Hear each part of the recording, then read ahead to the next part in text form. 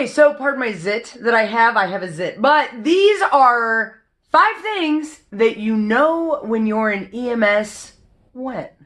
Okay, so number 1, you walk into a grocery store and you get a cart and you're walking through the grocery store and you're leading the cart like you would the front of a cot all the time. I don't know what it is. I don't know if everybody else does this, but it is like the worst habit ever. I'm like, oh no, I got you. And you're like maneuvering around stuff and just guiding. You're just guiding. So there's number 1. Okay, so number 2. You lift everything in perfect form. You're like bending at the knees and you're like lifting with your thighs, not with your back. You never bend over to pick things up, but it's like you always perfect form. You're like, no, I gotta get through my day. I am not doing bad form today. Not today.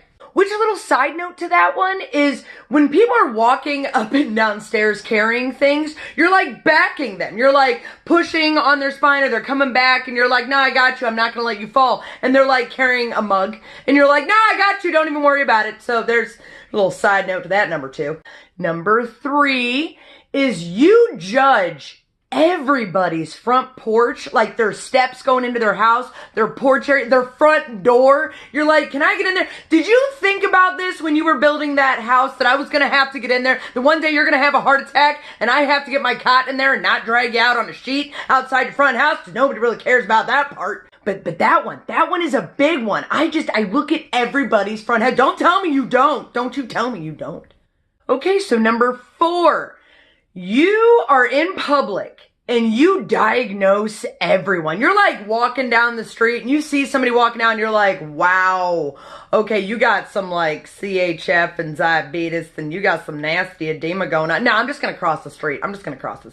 But you like legit just diagnose everyone. You can't even help it anymore. You're just like, I know you're probably going to keel over in 5 minutes and I don't want to be there for all that. I'm just trying to go and get some eggs, okay? Just trying to keep my protein up for the day, to lift things later and back people upstairs and stuff. Perfect form. And finally, number 5.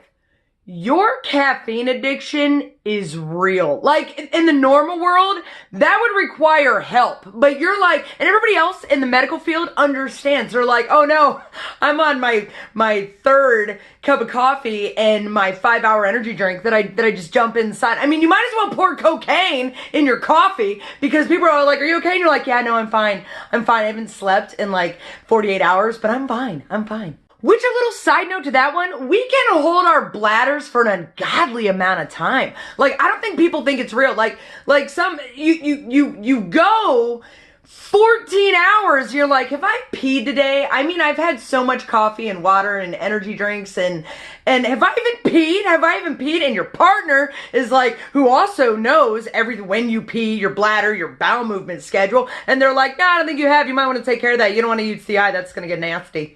But caffeine addiction is real and everybody's got one. So those are my 5, you know when you're in EMS when thingies.